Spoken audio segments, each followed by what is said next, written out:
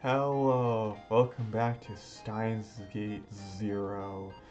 Now the next chapter that I can get is when you're getting called by Kurisu when she's getting controlled by Stratford and she needs help. And instead of picking it up, I ignore it. At first I thought that Maho might have forgotten to tell me something, but when I saw the screen I gasped.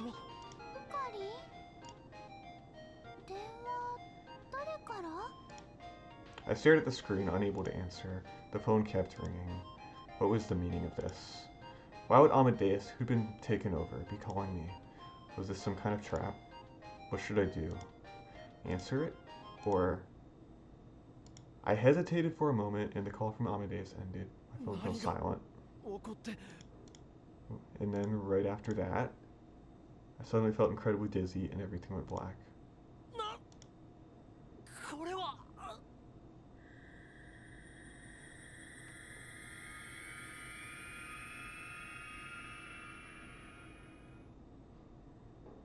Amadeus とサリエリ、クリスと私、その2つは私にとって特別な意味を持った対応だった。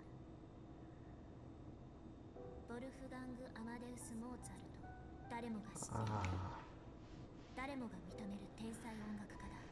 正式な名前はヨハンネス・クルゾストムス・ボルフガング・テオフィールス・モーツァルト。テオフィールスはギリシャ語で神に愛されたという意味。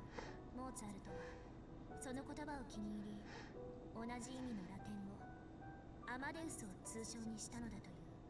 彼は35年というその才能に対して悲劇的に短い生涯の中で600曲以上の傑作を後世に残した。アマデウスは文字通り神に愛され、天賦の才を与えられた特別な存在だったのだろうか。私はそうは思わない。確かに彼は天才だった。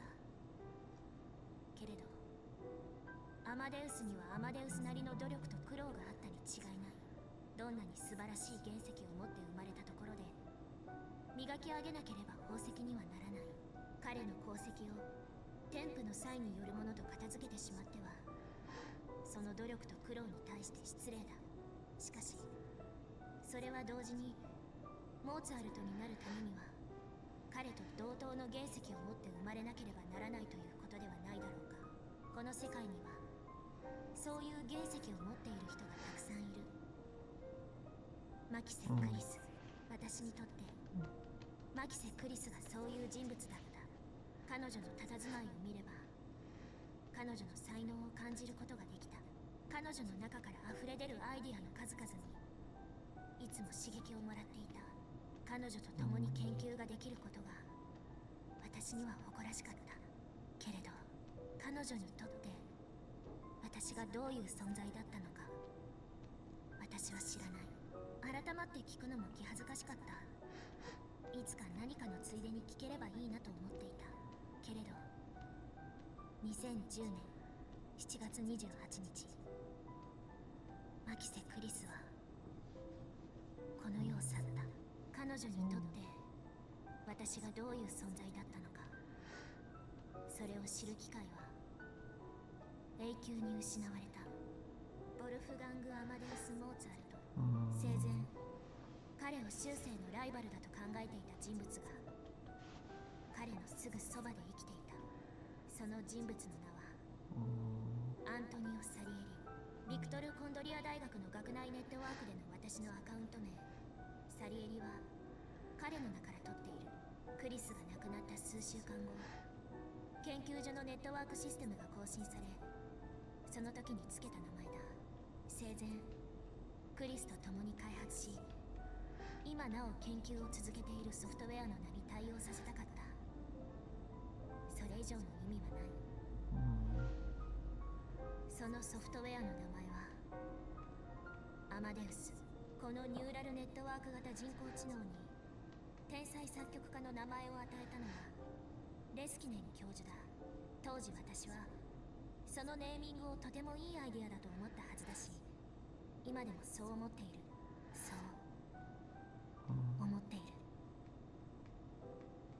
アマデウスとサリエリ、クリスと私、その2つは私にとって特別な意味を持った対応だった。私はマキセ・クリスが大好きだった。私はクリスを尊敬していた。私はクリスに憧れていた。私は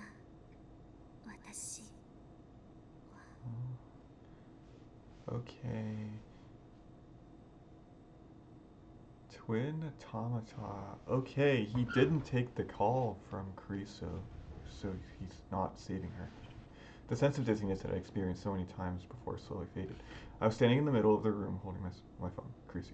He didn't take the phone call from Krisu. There was no question that was greeting Steiner. The world line had changed. But why? What was the cause? Was it that message from Amadeus? No, I could worry about the cause later. For now I needed to know what was going on. I looked around the lab.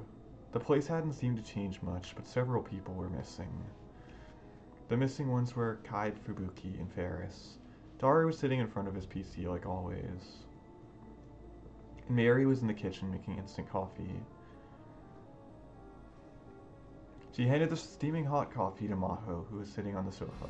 Maho-san, hi, coffee. 飲むと落ち着くよ。ありがとう。いただくわ。Maho? Maho was here at the lab. Before the world line changed, she should have been at her office in Wako City. よく考えたら、今朝から何も口にしていなかったわ。あんなことがあったんだから、無理もないよ。何か食べる？唐揚げとかバナナとかお菓子ぐらいしかないけど、それともお弁当を買ってこようかな。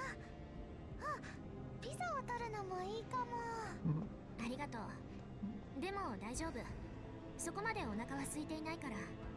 それにあんなことがあった以上ホテルを変えないと。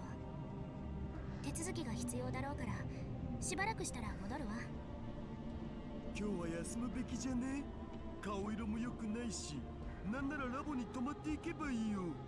ちょうど鈴葉もいないし、今なら貸し切りな件。I listened for a while, but all I learned was that something bad had happened to Maho, and she was staying here for a while. Did it have something to do with Amadeus being taken over? ヒアジョーさん、一体何があった？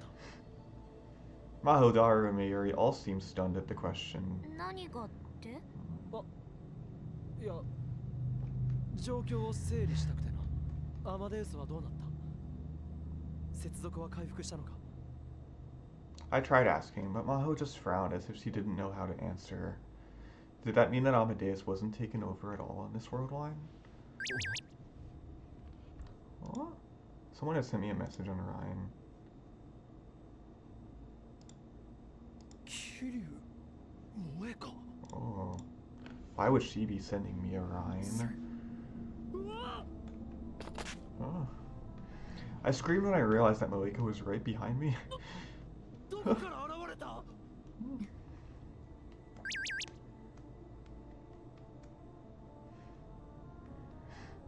ずっといたのか？いた。Did that mean I told Moeka she could come into the lab? What was going on here? 無人ってどういうことだ？ She was probably talking about the Brain Science Institute's office in Wako City. No one was there? 閉鎖してるから。閉鎖？ Moeka's fingers raced over the phone.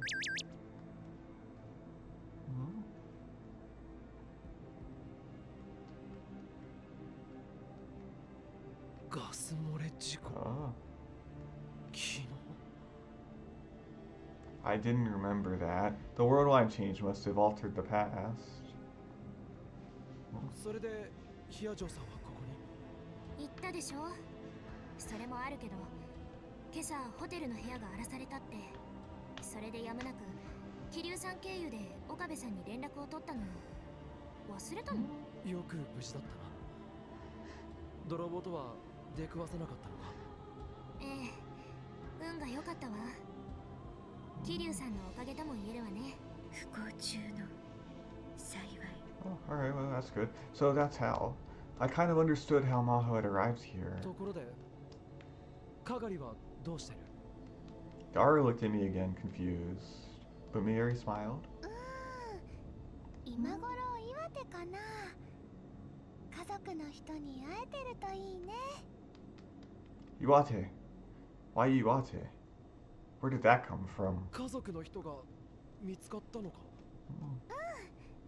それでルカ君とルカ君のお父さんとあとすずさんと4人で会いに行ってるの。鈴葉がついてるから大丈夫っしょ。家族。岩手。 Things had changed more than I'd imagined. If Kaguri was in Iwate, that meant that we hadn't been attacked last night too. So instead of attacking Kaguri, they hit Maho's hotel room. This was getting confusing. I knew it would make her think I was a weirdo, but I had Maho explain to me what happened once more. From what she said, most of yesterday hadn't changed much. Maho, Daru, Fubuki, Kai, Nei, and I had all gone to Yanabayashi Shrine. Ukako, Mieri, Kaguri, Suzuha, and Ferris were all helping at the shrine in their priestess outfits. That fit with what I remembered. After that, we went to Ukako's house and had a small New Year's party. And then Ukako's father shared some surprising news with us. He found out that someone who might be a relative of Kaguri's lived in Iwate. Everyone was excited because if they found a relative, it might be the key to getting Kaguri's memories back. So early this morning, Lukaku and Suzuha went with them to Iwate. Meanwhile, Maho had gotten a call from Dr. Oskinen on her way back from the party. That's when he told her about the gas leak at the office in Wako City. One of the pipes on another floor had some sort of problem, and a small amount of poisonous gas had leaked out into the air. They didn't know what the cause was right now. Until they knew the cause, they decided to shut down the office for safety reasons. Depending on what they found out, it could take anywhere from a week to a month to resolve the issue. Maho had a lot of work to do because of the office closure, and she was out working until morning. Then she went back to the hotel and slept until she was woken up by a call around 10 o'clock a.m. 桐生様という方がロビーでお待ちです。そっか。今日は雑誌の取材があるんだったわ。でも着いたらスマホに連絡くれるはずじゃ。バッテリーが切れてる。昨日の騒動のせいでホテルに戻ってから充電するの忘れてたわ。She'd fallen asleep without even changing clothes. She rubbed her sleepy eyes and left the room wearing the same outfit she'd had on last night. Oh. She grabbed her bag, which held a bunch of her documents and her computer, since she thought she'd need it for the interview. In the end, that was what saved her. Oh. それでロビーに桐生さんを迎えに行って、 What a そこ relief. で少し話してから2人でまた部屋に戻ったの。そして部屋に入ったらたった数分の間に空き巣が入り込んで部屋中を荒らし回った後だった。ご丁寧にベッドも枕もナイフで裂かれてて部屋が綿まみれになってたわ。ダメね私。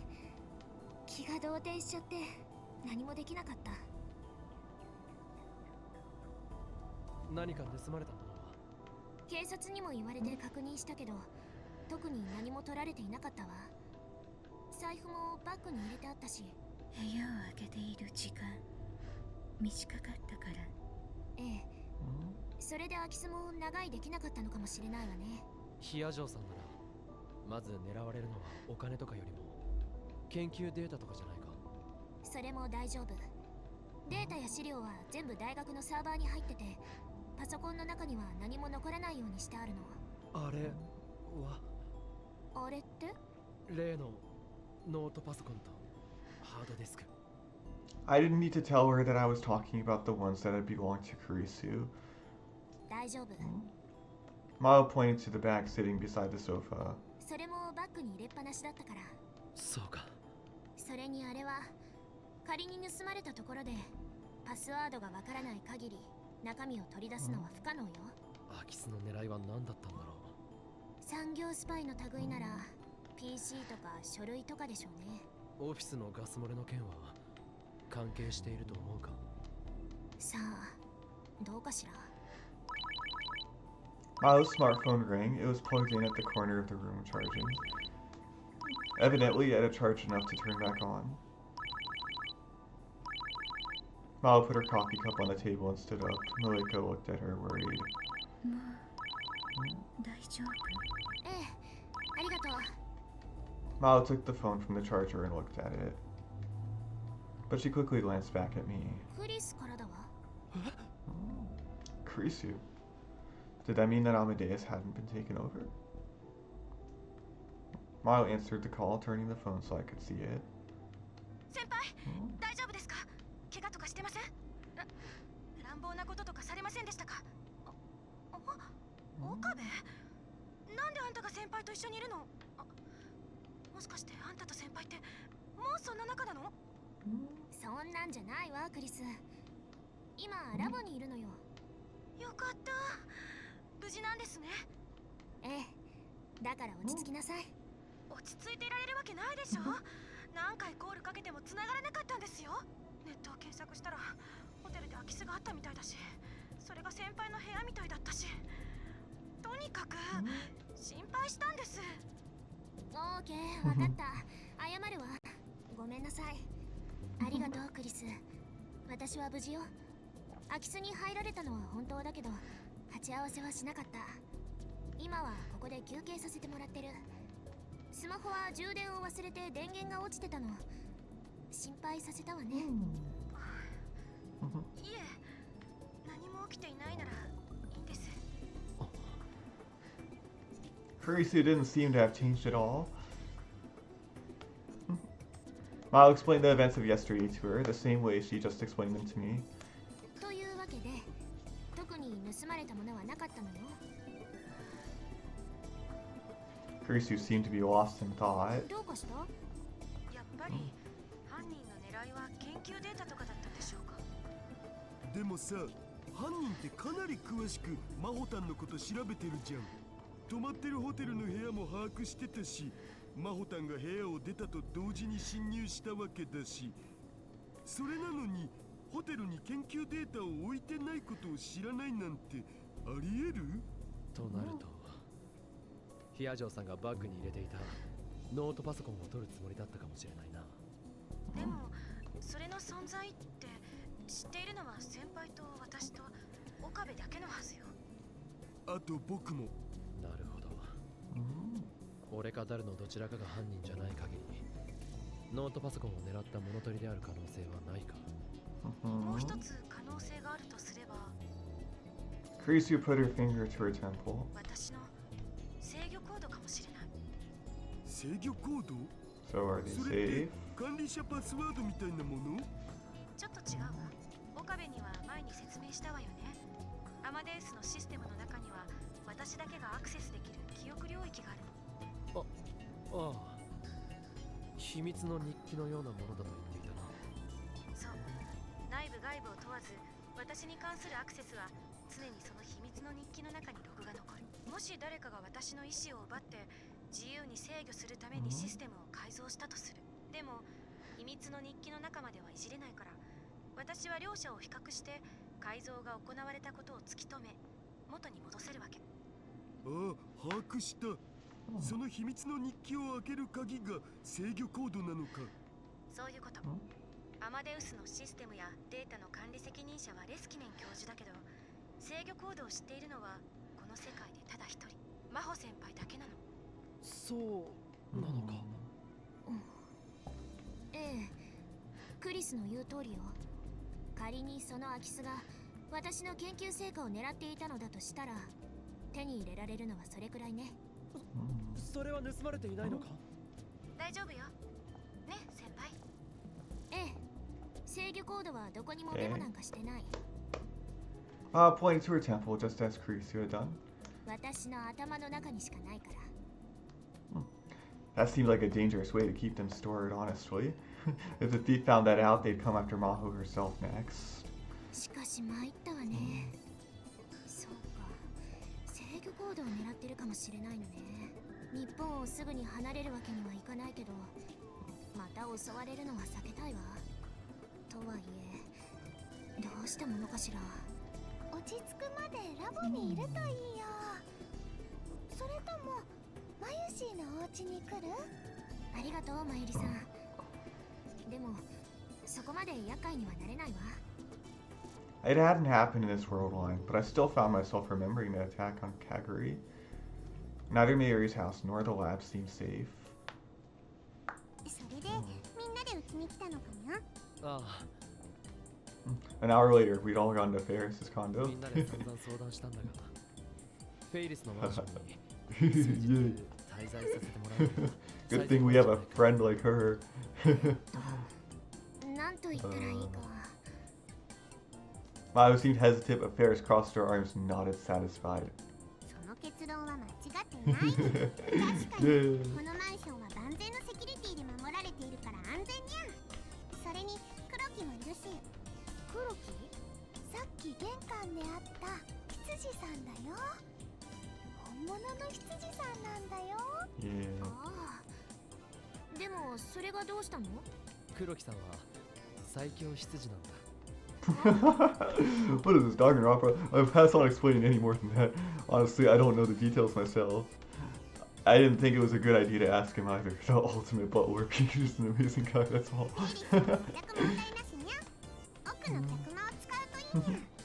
数日と言わず、マホニャンが日本に滞在している間はずっと泊まっていけばいいにゃ。マホニャン？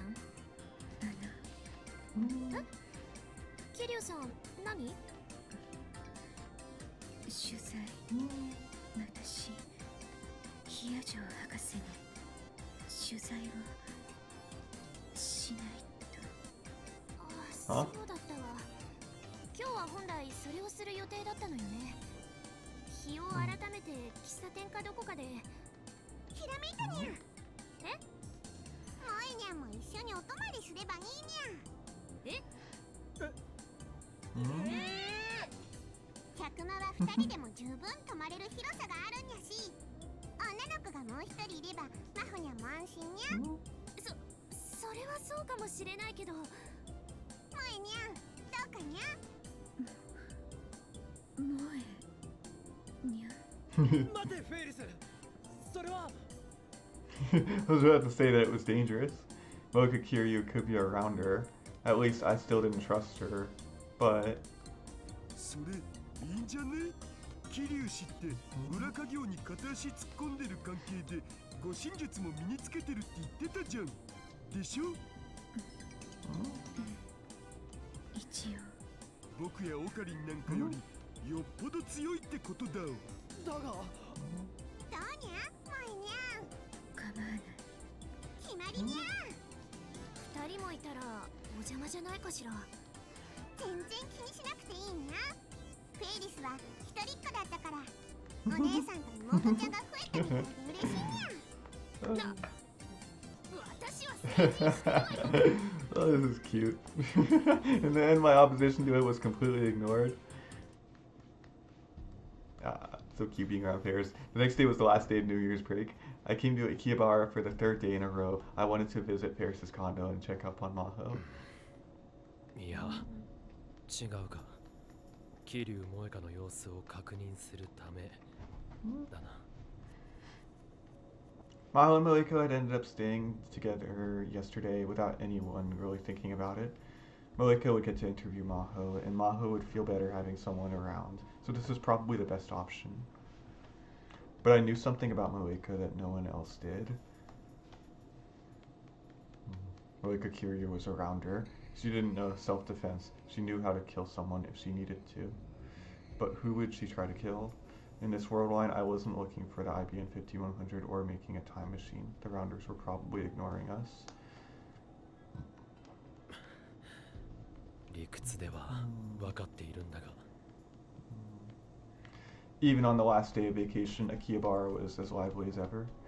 Hours were shorter than usual, but everywhere from the appliance stores to the maid cafes were still open. Yes, the maid cafes. In fact, there were lucky bags and special New Year's sales that you could only get today, and some customers had come for those. You know you have to keep as many cafes open. Sidewalks were filled with girls in dazzling kimonos who'd come out from the nearby shrine, as well as the usual Kiyobara otaku. The place was even more chaotic than usual. Ferris and Mayuri both said that they were working there today.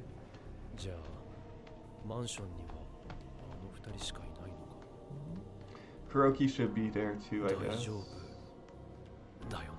Huh? It was hard to imagine Moeka doing anything to Maho, like, for example, attacking her. Moeka had no reason to do that. But even if I knew that in my head, it didn't make controlling my emotions any easier. It had bugged me enough last night that I'd barely been able to sleep. If I saw the two of them living together without any kind of problem, maybe I'd feel better.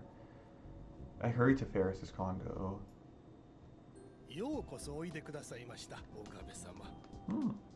Kuroki the butler welcomed me. He was the ultimate butler who'd taken care of Ferris after her parents died and left her all alone. He still helped her in her work and was one of the few people that she trusted completely.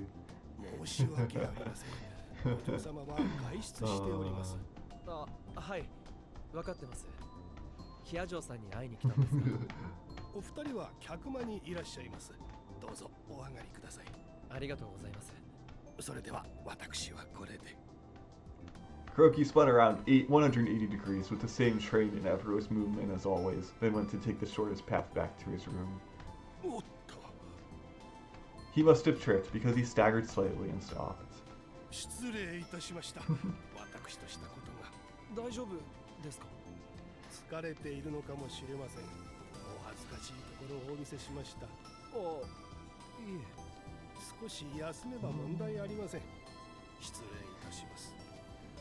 His expression didn't change, but the tone of Kuroki's voice was slightly embarrassed as he headed for his room.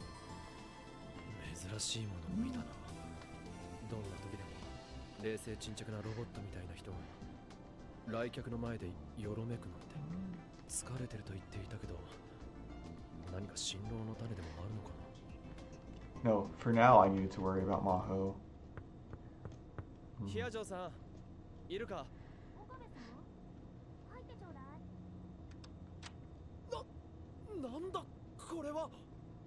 I was stunned as I came into the room. It was definitely the same guest room I'd been in several times before, probably, but everything about it had changed. First, the bed was gone, and had been replaced by a big desk and a low Japanese table. Maho was sitting at the desk, wearing a 16-inch laptop as she sipped coffee from a mug. There was a small laptop on the low table, and Moeka was kneeling directly on the carpet in front of it, legs splayed, tapping away at the keyboard. Oh. Behind them was a steel bookshelf, and I could see English language journals and fashion magazines sticking out of it. Until yesterday, this had been a guest room. In less than a day, it had been transformed into Maho and Moeka's workspace.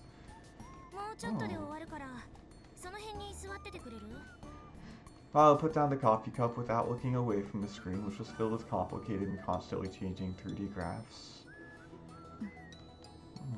Moeka tapped at the key silently without even bothering to look at me.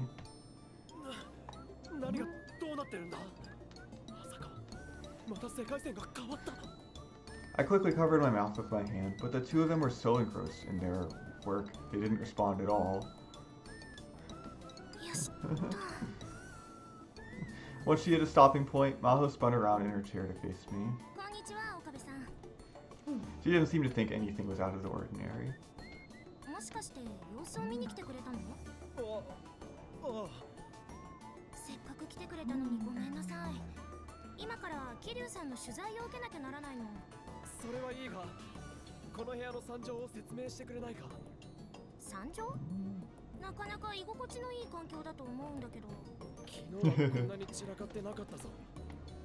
I seemed confused for a moment, but finally seemed to understand what I was saying.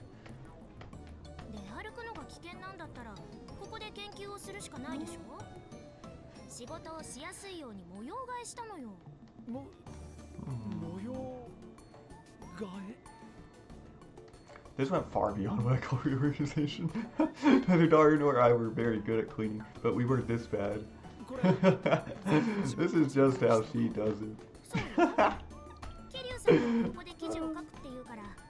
人で必要な限り資料 Oh, を洗い出したの。 Maho. Yeah.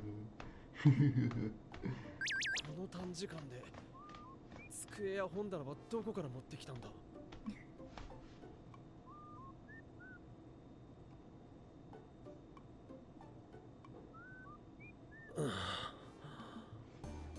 俺はてっきり Okay. てっきり何？いや、なんでもない。 I thought the world might have changed and I hadn't realized it. But evidently, I've been worried over nothing. 机や棚の組み立ても2人でやったのか。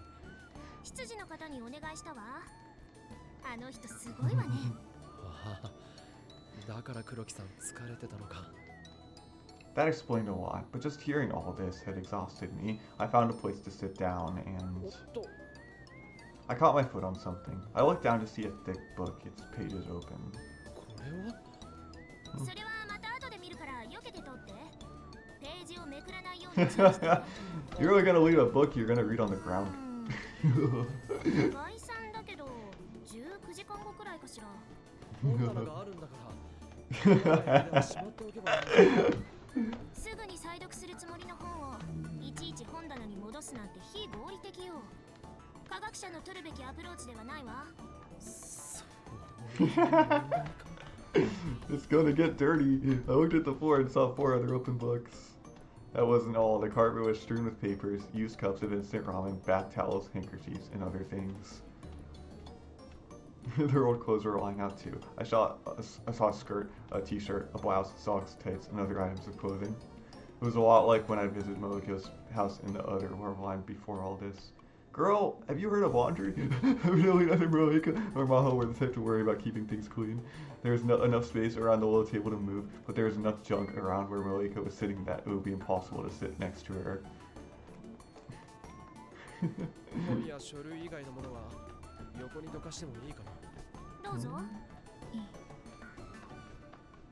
Since they'd given their permission, I leaned over to pick up a pink towel. It wasn't a towel, it was a pink bra. My brain utterly failed to process this new development, and I froze with my hand still holding it high in the air. Moeka was looking up at me blankly.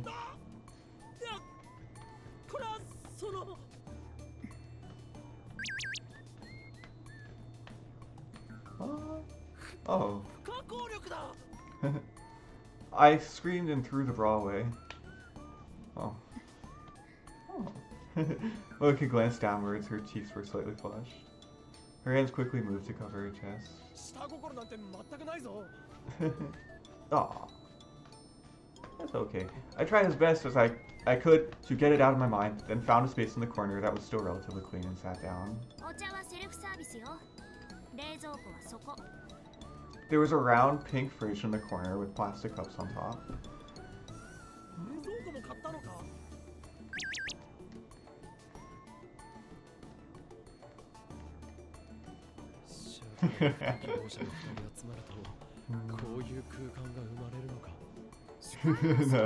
Nah, that's pretty good though, fridge.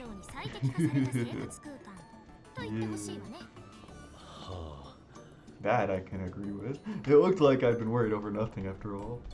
If nothing else, Moeka didn't seem to feel any animosity towards Maho, and Maho seemed to be enjoying the company. The thought of the two of them picking out furniture together honestly seemed kind of cute. I was glad I came to check on things. I'd be able to sleep just fine tonight. With my task completed, I could have just left, but I decided to stay and watch the two of them a while longer.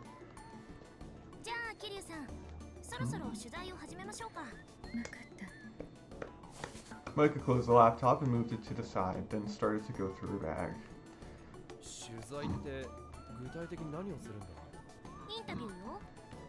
Hmm. 昨日ホテルで取材を受ける予定だったの。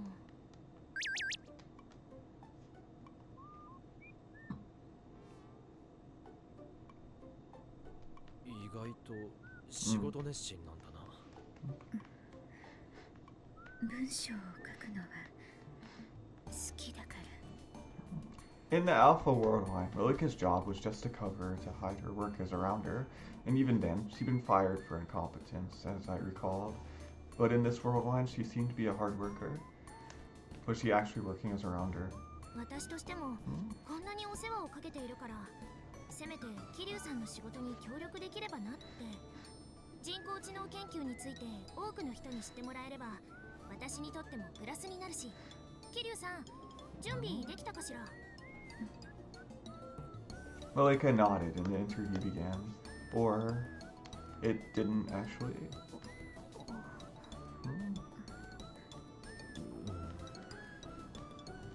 弱ったわね。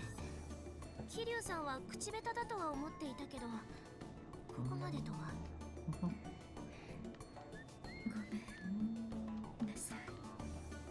Even I could tell that Moeka was doing a horrible job. It wasn't even an interview. Instead of asking questions, Moeka just sat there with a memo pad and ball pen in her hands, completely unmoving. She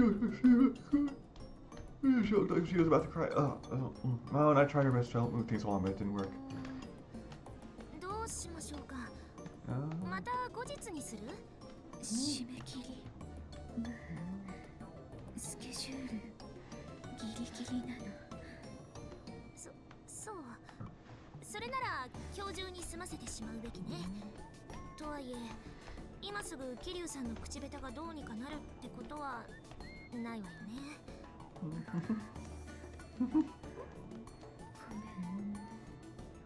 さい。Moeka apologized in a soft, thin voice. She still looked like she could cry in frustration at any moment. ああ、違うの。誤解しないで。桐生さんを責めているわけじゃないわ。今のは準備なのよ。問題を解決するために検討すべき条件を列挙しているだけ。問題？ええ。インタビューを完遂したい。これが問題。条件としては、桐生さんが取材できないのであれば、別のインタビュアーが必要。それも、できれば情報工学にそれなりの知識がある人。かつ、今すぐに手伝ってくれる人。あ、The two of them looked at me at the same time. もしかして俺のことか？難易度の低い問題だったわね。岡部さん、ちょっとお願いできない？いや、そんな突然言われても。岡部さんは条件にぴったりよ。専門も多少近いし、勘どころを抑えた質問をしてくれるんじゃないかしら。何せレスキネン教授に一目惚れされるような潜在的才覚をお持ちのようですから。買いかぶらないでくれ。どこにでもいる典型的な日本の大学生だよ。冗談よ。でも適任だと思ってるのは本当。いや、しかし。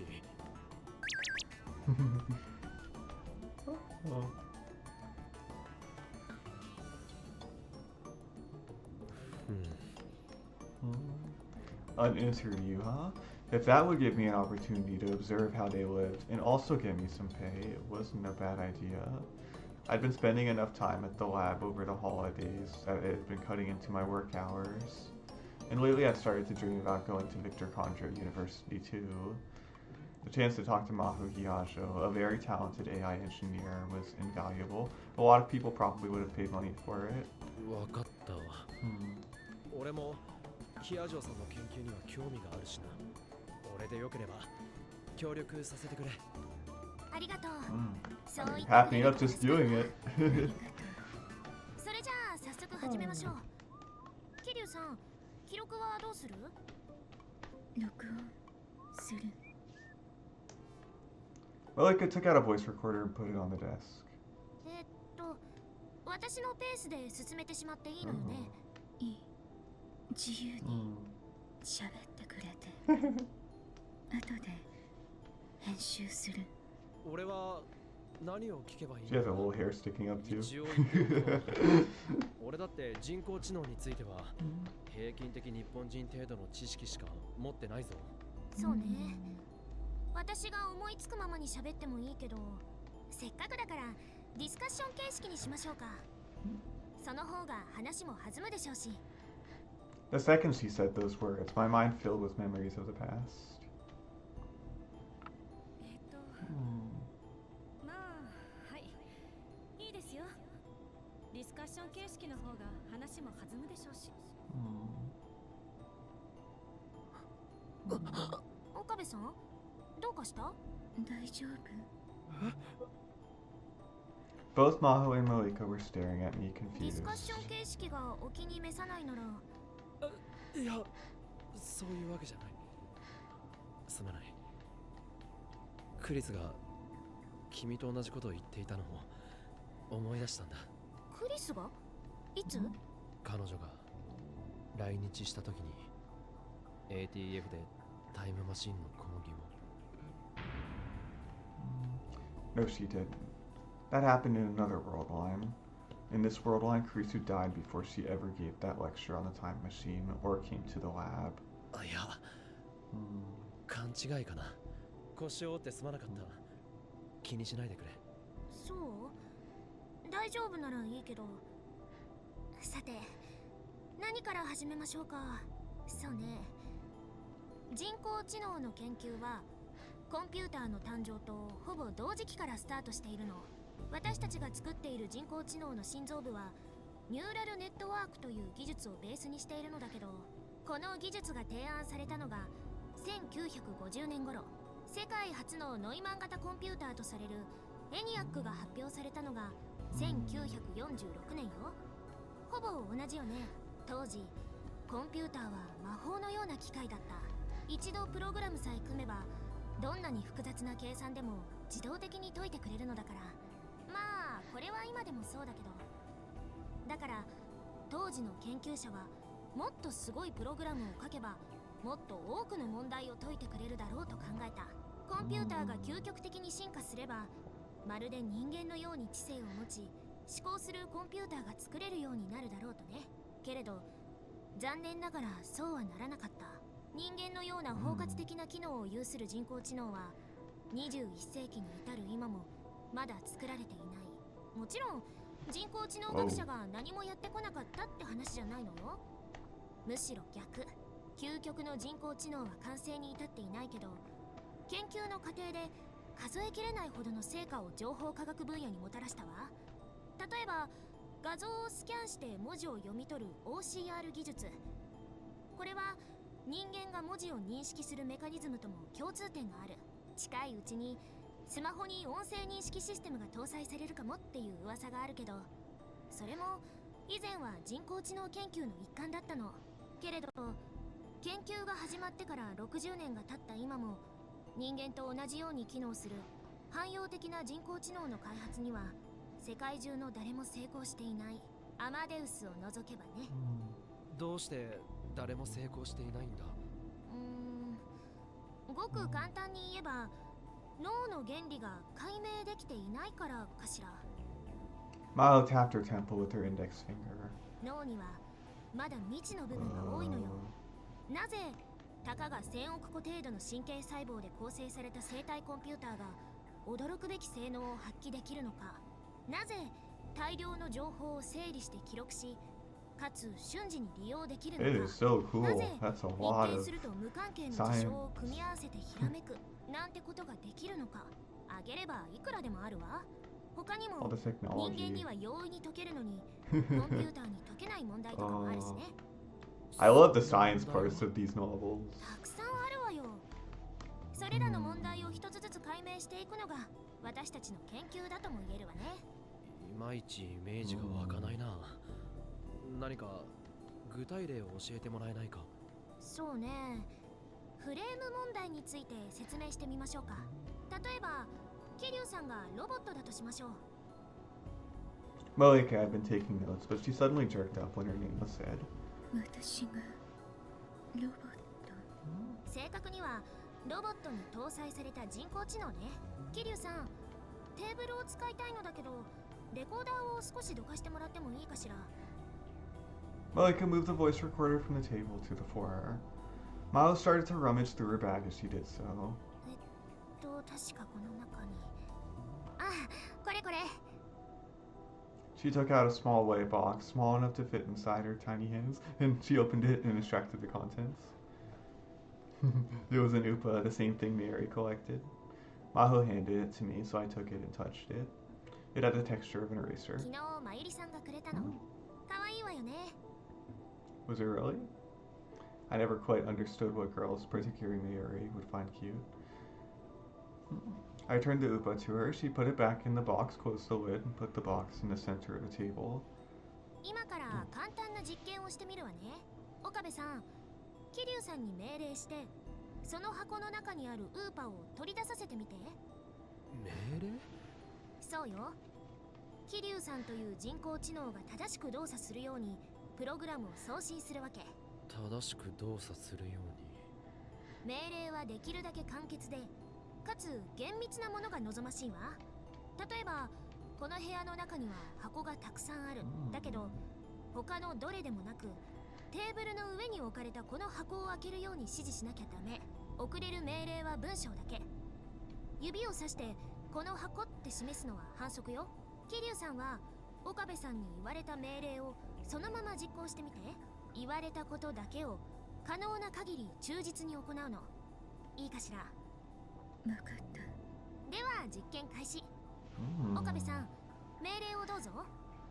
I didn't quite get the point of all this, but I decided to just say the first thing that came into my mind. テーブルの上にある真っ白な箱を開けて、中にあるものを取り出してくれ。桐生さん、今のが命令よ。テーブルの上にある真っ白な箱を開けて、中にあるものを取り出してくれ。言われた通りに行動してみて。可能な限り忠実によ。Moeka's gaze moved from me to the box on the table. できない。え、箱を開けるだけだろ。I pointed to the box in the center of the table, uncertain as to what was going on. Moeka just looked back at me, clearly upset. Maho nodded, 仕 satisfied. 方がないのよ。ほら。Maho picked the box up and showed me the other side. なんだこれ。デア・アルテ・ベルフェルト・ニヒト。神はサイコロを振らない。アインシュタインの言葉よ。これが書いてあったから、桐生さんは箱を開けられなかったのよ。そうよね。そう。え、そうなのか？なんで文字が書いてあることと命令に従えないことに何の関係があるんだ？真っ白じゃないから。え？桐生さん、あなたは正しいわ。岡部さんの命令は真っ白な箱を開けて中身を取り出せだったでしょ。でもこの箱は真っ白じゃない。文字が書いてあるもの。それで桐生さんは箱を開けられなかったの。人間と違ってコンピューターは与えられた命令を忠実に実行しすぎるのね。だから命令の設定は慎重にやらなきゃいけないの。Maho put the box back on the table. I couldn't see the letters from where I was. もう一回だけやってみましょうか。岡部さん、今のを踏まえて適切な命令を考えてみて。That makes sense. つまりさっきは真っ白なと余計な言葉を付け足してしまったからダメだったんだよな。そういうこと。だったらもっとシンプルにいこう。テーブルの上の箱を開けて中身を取り出してくれ。桐生さん、今の岡部さんの命令に従ってみて。言葉の通りに忠実によ。Moeka turned her gaze once again from me to the box on the table. できない。今度は何が問題なんだ？ Moeka's brow wrinkled a little as she pointed at the box on the table. これ箱じゃないから。えburst out laughing as if she couldn't contain herself any longer. Her smile seemed more childlike than ever. 桐生さん、あなたは素晴らしい被験体だわ。こんなにうまくいくとは思わなかった。I had no idea what was going on. どういうことなんだ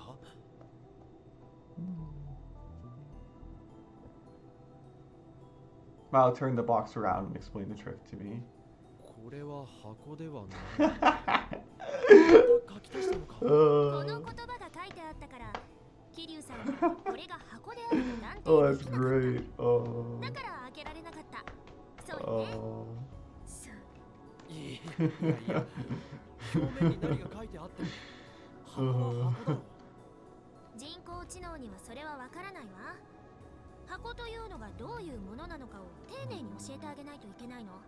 今回は気流ロボが箱とは何かを大まかには知っているという前提だったけど、この通りちょっと情報が揺れるだけで人工知能は期待した動作をしなくなるわけ。それに今はテーブルの上の箱はこれ1個しかないけど、もし箱そっくりの四角い石があったらそれと箱とを区別する命令も必要よね。箱の上に石が乗っていたらまずその石をどかす命令をしないと中身を取り出すことはできないわ。こんな風にあらゆる可能性を一個ずつ排除する必要があるの。そんな Wow. キリがないな。 Good job, Steinsky. You're educational and entertaining. 判断に影響するかわからないから思いつくものは全部命令に含めなきゃいけないのよ。桐生さん、今日の朝食は何を食べたかしら？ For breakfast today? What was this about? あんまん以外に朝食の選択肢はあった？肉まん。もし肉まんを選んでいたら桐生さんの行動は変わっていたかもしれないわよね。それも考慮に入れないと。あとはそうね、天気はどうかしら。今日は晴れているけどもし雨だったらそれも考慮に入れないと。それにこの部屋の温度と湿度、テーブルの色も重要よね。もちろん材質と床からの高さも測らなきゃ。そこのカーテンは開いているけどこれが閉まっていたら、あるいは半開きだった場合、75% 以上開いている場合を個別に検討しないと。カーテンの汚れ具合も関係するかもしれない。前にクリーニングに出したのはいつかしら。その時の料金や店員の態度だってパラメーターとして考慮する必要がある。それにストップストップ。 I had to stop her before she went any further. いくらなんでも朝食や天気はテーブルの上の箱を取るかどうかに影響しないだろう。カーテンが汚れてるかどうかなんてもっと無関係だ。だからその辺はあらかじめ条件から除外してもいいはずじゃないか。 Maho's eyes began to shine. そう、それよ。え？岡部さんの言う通りよ。確かに朝食や天気は箱を開けるのに何の関係もないわ。だったらでもどうして岡部さんはそれがわかるの？ Huh? いや、そんなの普通に考えれば。 And then finally, I understood the point of this experiment. Maho nodded, satisfied. そうよ。人工知能にはその普通というのがわからないのよ。なるほど。Yeah. これがフレーム問題よ。 Oh, this is ある awesome. 一つの命令を実行するのに人工知能は付随する無数の条件を加味しなきゃいけないの。その条件のうちほとんどは本来無視できるはずなのだけど、人工知能にはどれを無視していいのかがわからない。そうなるとあらゆる事象を考慮しなければいけなくなる。でもあらゆる事象ってつまり無限ということよね。無限に存在する条件を全て確認していたら永久に箱を拾い上げることはできない。箱を開けるという行為に朝食のメニューやテーブルの色が関係ないことは人間なら考えるまでもなくわかるわ。でも人工知能にはそれができない。問題を解決するために検討する範囲をどこまでに設定するか、その枠を人間なら簡単に作れるけど人工知能にはできないの。枠、つまりフレームね。だからフレーム問題っていうの。なるほど。面白いな。Yeah. でしょ？ Emotional. どうして人間はその枠を決められるんだ？それがさっぱりわからないの。人工知能研究60年に及ぶ謎の一つよ。アマデウスはフレーム問題を解明する研究でもあるの。クリスを見ていると一見フレーム問題を解決しているように見える。でもどうして彼女がそれを解決できているのかがわからない。それどころかクリス自身にも分かっていないのよ。分かってないって。アマデウスは君が作ったんだろ？仮説だったらいくらでもあるわよ。でも数学的には証明できていない。第一、私が作ったのは人間の脳が蓄えた記憶をデータとして抽出して脳と同じように駆動する人工知能メカニズムよ。トータルでは脳の挙動をシミュレートしているけどその全てを理解しているわけではないわ。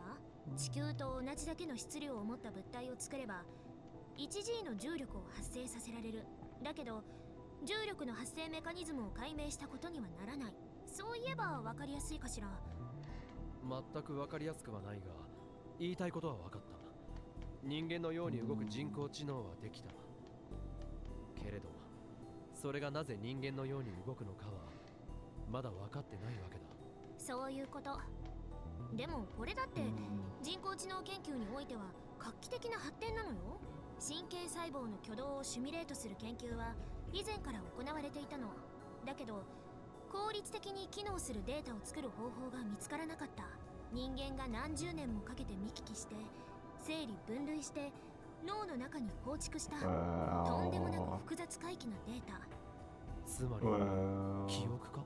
そう、この記憶というデータの構造が長らく謎のままだった。けれどクリスの研究のおかげでひとまず記憶を丸ごとデジタル変換して取り出すことに成功した。未だにそのデータ構造自体は未知だけど、それをデータとして使うことはできるようになったわけ。それがアマデウス。ええ、そういうこと。人工知能研究ではこういう事象は多いのよ。でもいずれは必ず突き止めてみせる。人類が持つ知能の正体をね。その時私はようやくクリスを。 Maho suddenly fell silent in the middle of her sentence. どうした？なんでもないわ。他に聞きたいことはないかしら。フレーム問題に関係なくてもいいわよ。There was a lot I wanted to ask, but it felt like we had more than enough for Moeka's article. I looked at Moeka, who hesitated a second before speaking. 何かしら、桐生さん。人工知能が人間の能力を上回るものになることはあるの？面白い質問だわ。現時点でもアマデウスは学力という意味でならここにいる私たちをすでに超えているでしょうね。クリスの記憶を有しているわけだから。 There is no matching the knowledge of a genius.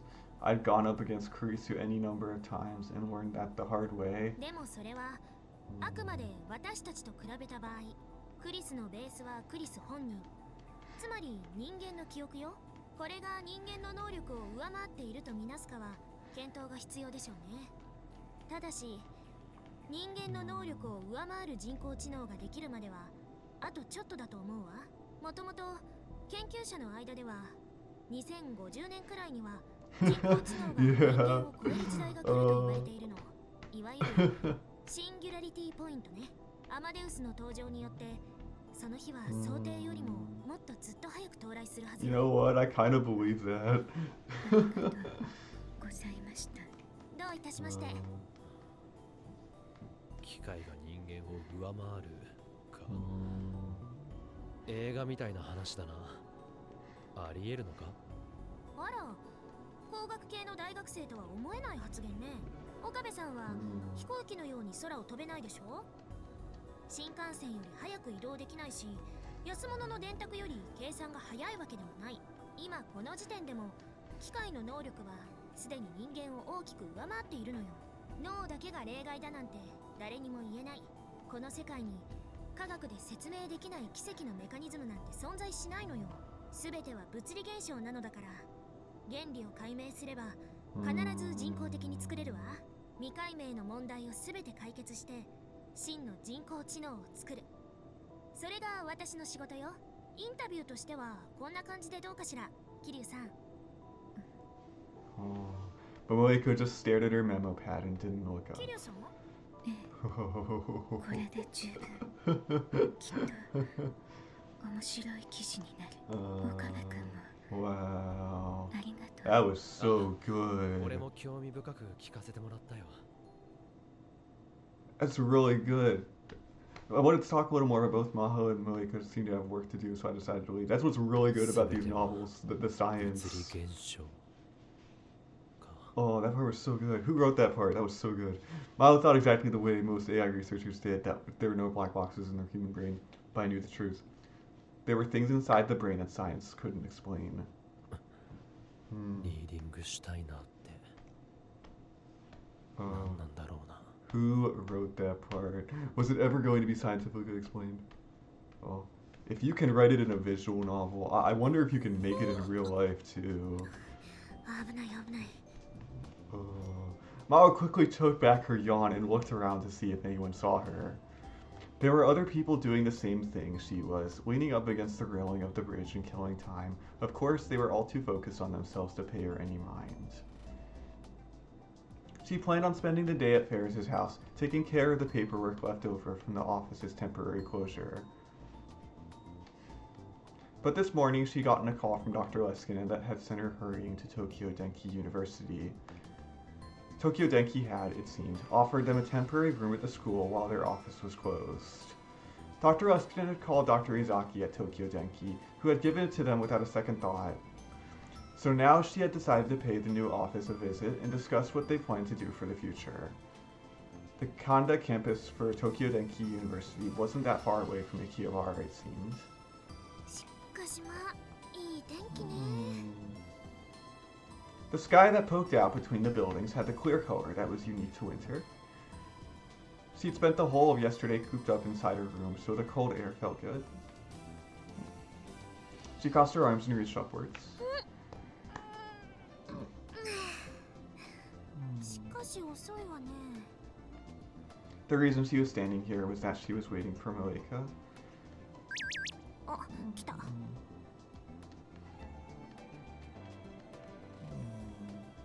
ざわざいいのに。 Maho didn't know the way to Tokyo Denki, so Moeka had kindly offered to take her there, and she'd asked for something in exchange. ヒヤジョ博士の写真を撮らせてほしい。記事に載せたいから。 Maho didn't really like having her picture taken, but if Moeka was nice enough to interview her, she wanted to do everything she could to help. Moeka had gone back to her home to get her camera. She just said it was close enough to walk, so Maho decided to just wait. あの人、LINE だとテンション高いわよね。 She closed her phone and looked up. And then she saw Moeka directly under the bridge, running towards her. 待たせてごめんなさい。ヒヤジョ博士。そんなに急がなくてもよかったのに。少し休んでいく？ 平気です。 Moeka went around in front of Maho and started to walk ahead. The year had just started and the subway was empty. Maho decided to take a closer look at Moeka, who was standing next to her and grabbing onto one of the handles. Moeka realized she was being watched and tilted her head. Then she took out her phone and started to type. Maho's phone suddenly rang at the bottom of her bag. She just received a Ryan message.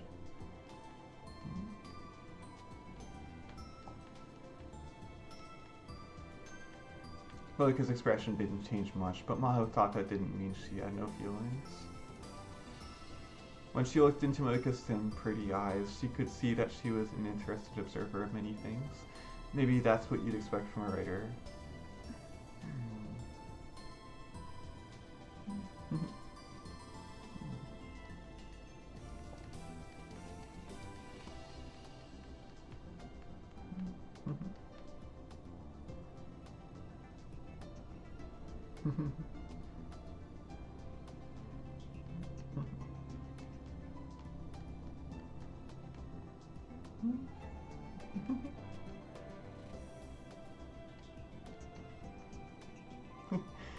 You would never tell by looking at them, but Maho and Moeka were only a year apart, and Maho was 21 and Moeka 20, which meant that she was the older of the two.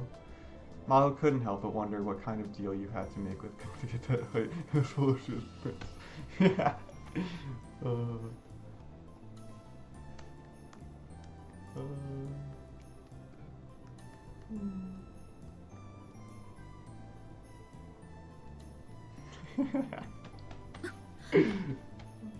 Moeka suddenly jerked upright and opened her eyes wide. 今ここで。ええ。 Maho nodded at Malika's whispered question.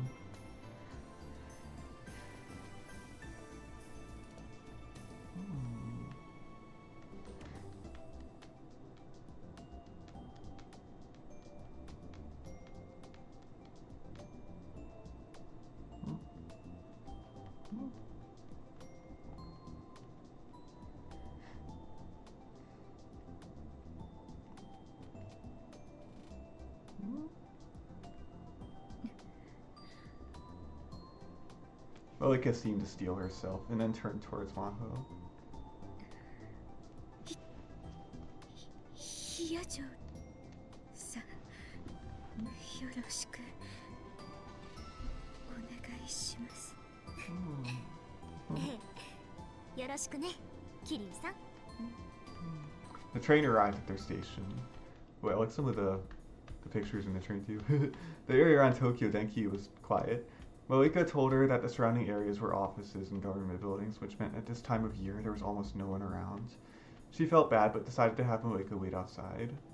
The school was still on break, so she could have waited in one of the rooms on campus, but Moeka had refused. じゃあ終わったら連絡するわ。She split up with Moeka. Maho got very lost on her way to Izaki's lab. The school was completely empty because of the break, so she couldn't ask anyone. In the end, she had to call Dr. Leskinen and get detailed instructions. A letter was taped to the door marked Dr. Izaki's lab.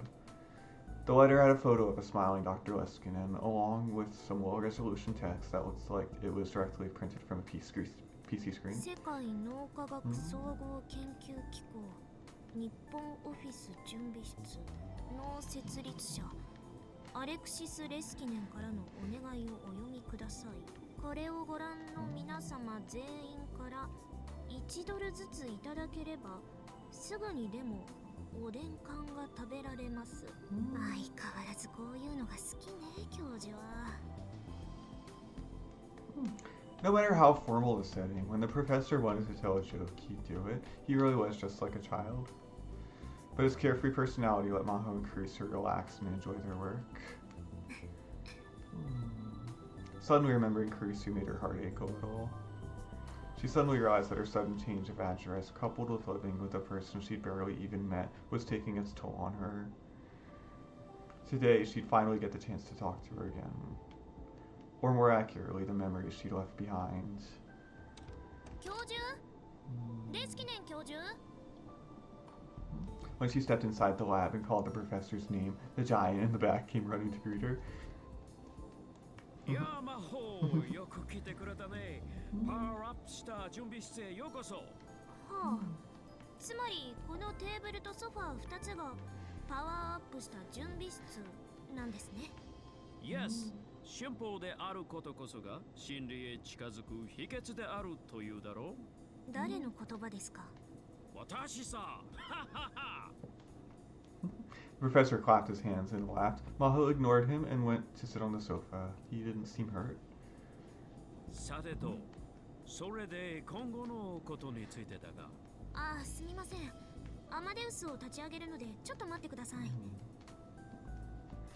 She took out her laptop and put it on the table. Her OS, a Linux variant customized for research purposes, booted up and displayed the login screen. Maho typed in her account name the same way she'd done 1,000 times before. Operating system, Salieri. For just a moment, she stared at the letters in her account name. She quickly put in the password and called up the desktop. And before long, Kurisu appeared on the screen. お久しぶりです、先輩。久しぶりって、一昨日も話したじゃない。あれは緊急事態でしたから、話したうちに入りませんよ。それでなくても最近あまり話せなかったし。仕方ないわよ。テスト中なんだから。During Okabe and Kurisu's communication test, Maho and Dr. Leskinen had avoided talking to Amadeus to keep from adding noise to the experiment. 岡部さんも最近はあまり話してくれませんけどね。もしかして先輩と岡部さん、私に内緒でよく会ってるんじゃないですか？一昨日も一緒にいましたし。そんなんじゃないって言ってるでしょ。なんであなたはどんな時でも頭の中に色恋妄想が渦巻いてるのよ。妄想じゃありません。冷静な観察と分析に基づいた角度の高い推論です。それならそっちを先行にすればよかったじゃない。あなたの的外れな分析じゃ博士号どころか大学卒業も危うかったでしょ。Dr. Luskin brought his hands together in an exaggerated motion. この雰囲気懐かしいね。うん昔はキャンパスのどこにいても君たちを探すのに苦労しなかったよ。いつでも二人の話し声が聞こえていたからね。もう教授、冗談はやめてください。それほど仲がいいということさ。君たちはまるで姉妹のようだ。さあ、それじゃあ今後のことについてのミーティングを始めよう。時間を最も効率よく使った人間が勝利する。これも私の言葉だよ。何かミュージックが欲しいな。クリス、お願いできるかい？はい。Oh, a soft piano melody began to play from the laptop speakers. これは Hey, it's a Mozart song. 先輩 Yay. 覚えてますか？私と先輩のきっかけの曲ですよ。 Right? She'd never forget. It was what had brought them together a year ago. And it was a symbol of their relationship. I think I've heard this song. I think. A year ago, in September of 2009, Kurisu had officially joined the Brain Science Institute. She completed the graduate school's doctorate program in May of that year and had only turned 17 in July. Maho herself had joined the Brain Science Institute at an extremely young age, but her record had been beaten by quite a lot. Kurisu was a genius. Everyone who met her could tell. Dr. Leskinen had been Kurisu's advisor during the program, so Maho had met her several times, and that was enough to tell her that Kurisu was different. Kurisu never showed off her own talents. Actually, she didn't seem to think of herself as particularly intelligent at all. But that actually made it a little hard for the people around her to approach her. Whenever you talked to Kurisu, you were forced to realize that there was a gap between you and her that could never be erased. She'd learned later from Dr. Leskinen that things had been the same in grad school. It was rumored that was the real reason she'd come to America from Japan at the age of 11. No matter what she wanted, no matter where she lived, she was cut off from the people around her. That was what it meant to be a genius like her. Since Maho was a girl too, and close to her in age, she actually considered Kurisu more of a rival. Since they were working in the same field, they were going to be compared, and she didn't want to lose. Maybe that was why Maho had never thought of going to talk to her. And Kurisu was so busy learning how to work at the lab that she'd never come to talk to Maho.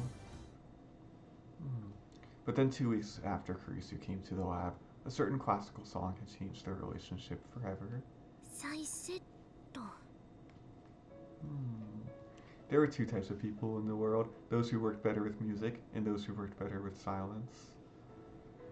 From a brain science perspective, the idea that you could concentrate better with music was sheer nonsense. Whether you were aware of it or not, the sound was vibrating your eardrums and your brain was continually analyzing it. But if there was ever a public debate on the subject, Maho would want to take the first position. Theory and feelings were different. You could concentrate best with music in the background, and you could be more creative.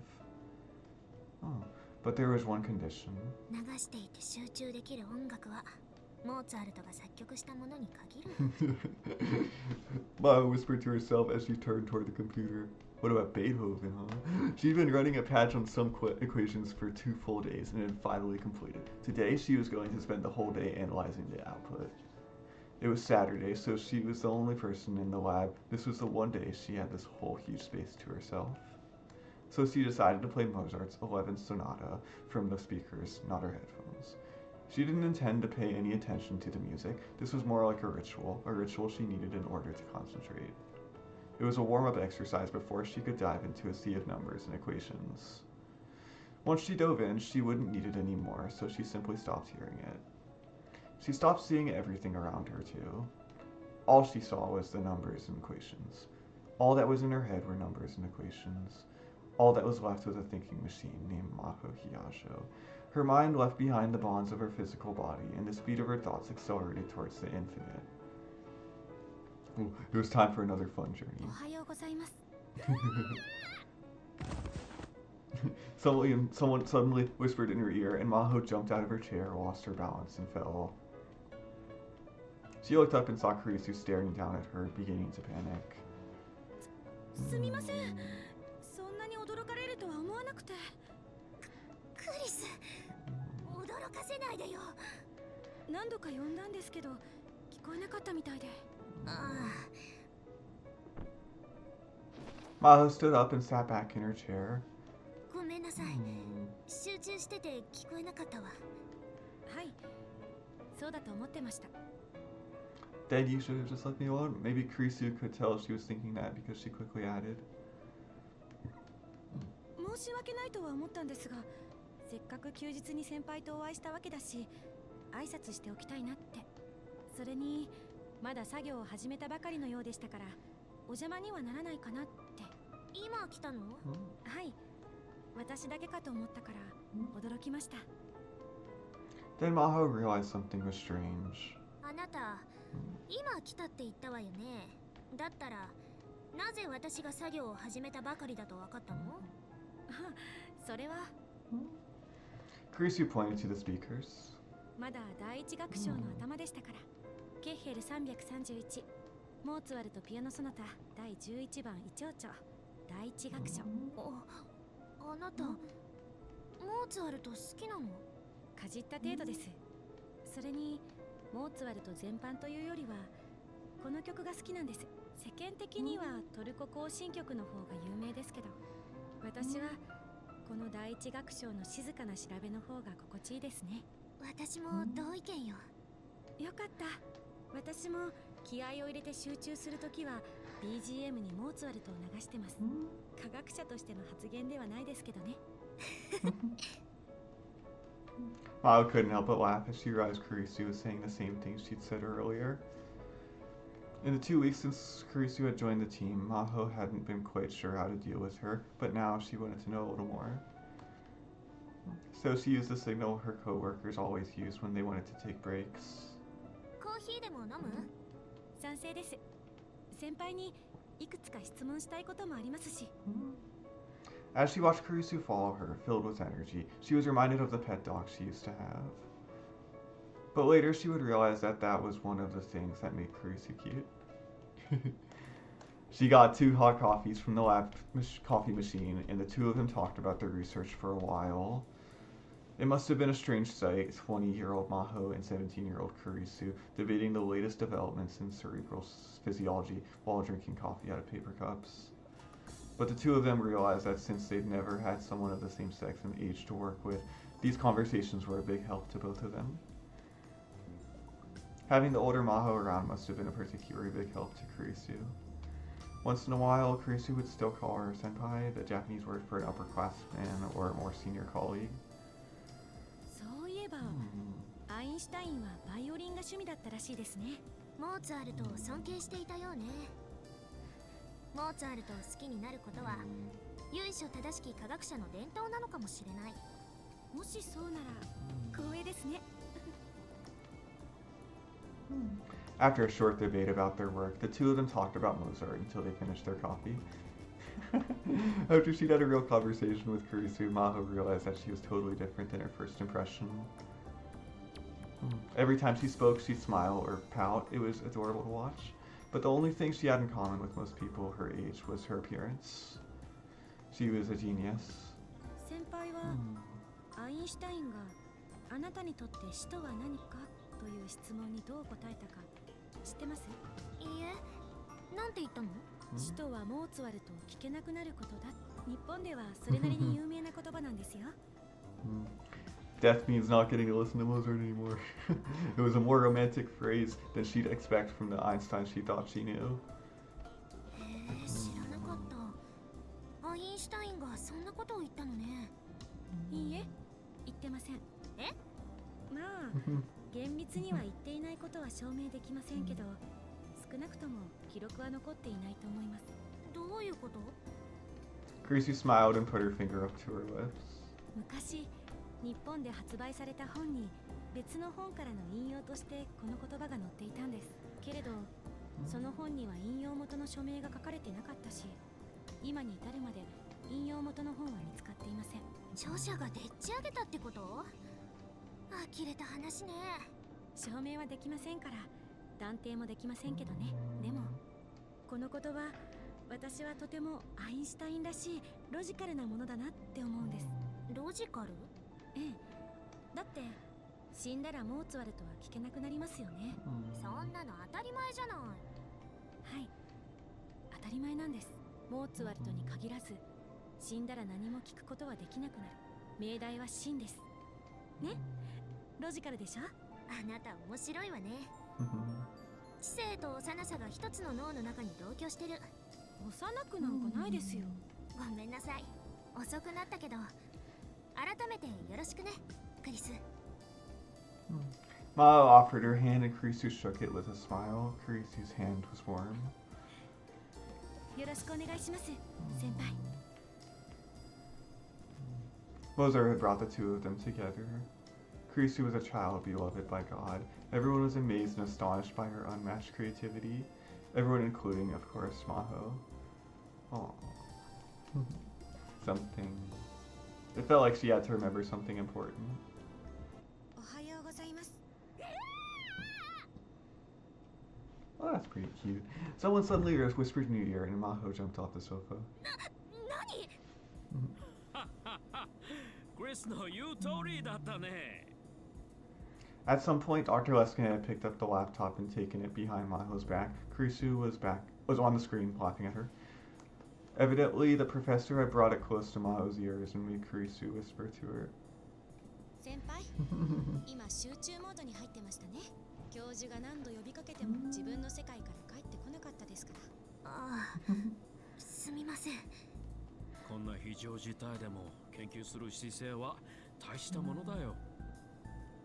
The professor put the laptop back on the table and sat in the sofa across from her. And then they started the meeting. She discussed their future plans with the professor. One of the options that came up was going back to America. Something kept bugging Maho the whole time during the meeting. When she was remembering how she'd met Kurisu, she was also remembering something else. Salieri, Maho's user account name. She'd picked it a month after Kurisu had died. For some reason, she couldn't stop thinking about it. After she finished her meeting with Dr. Leskinen and left the school, she realized it had started to rain. やっぱり降ってきちゃったか。日本の天気予報は驚くほど正確ね。桐生さん、どこかお店に入っているのかしら。 Just as she went to take out her phone and send a message to her, she got a message of her own from Kurisu.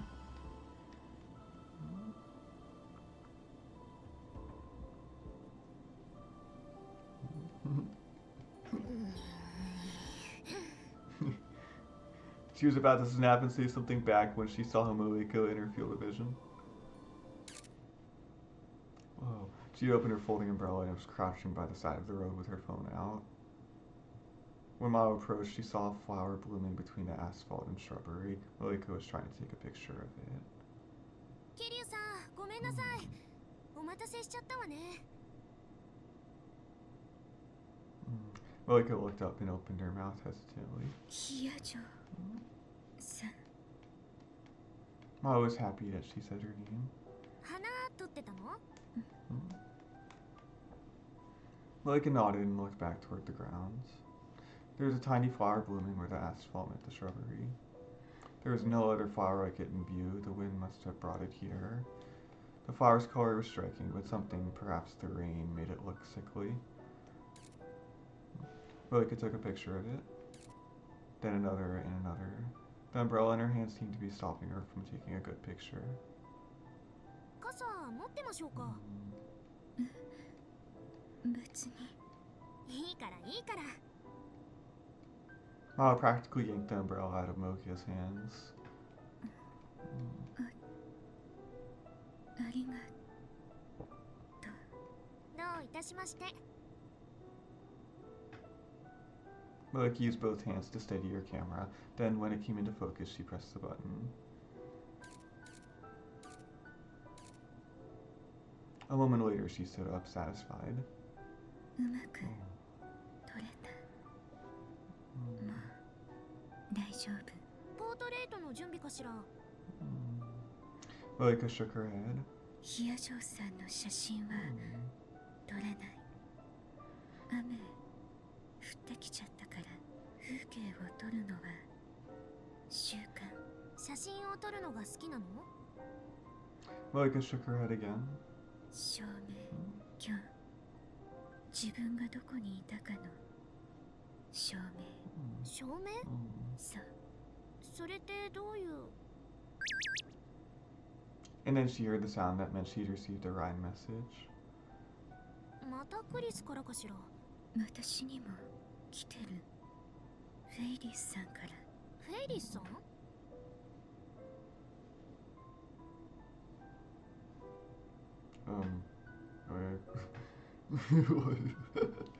？What the?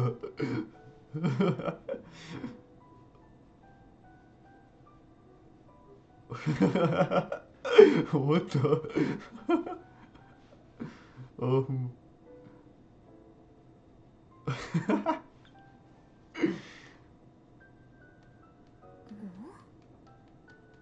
Both Maho and Moeka looked at each other, confused by Ferris's strange message. よく来てくれたにゃ。タイムリミットが迫っているけど、まだ時間は残っているにゃ。準備はできているかにゃ。できている。ええ。では、始めるにゃ。作戦名は、夜更かしシンデレラたちの秘密の女子会。おねむで思わずドッキリ発言。Great. 二人ともどうしたにゃ？テンション低いにゃ。せっかくの女子会なんだからもっと楽しむにゃ。まあいいけど、まさか二人にやっておいてほしい重大なミッションが夕飯を抜いておくことだとは思わなかったわ。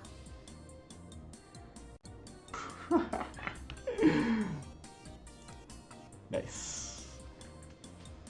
Bye.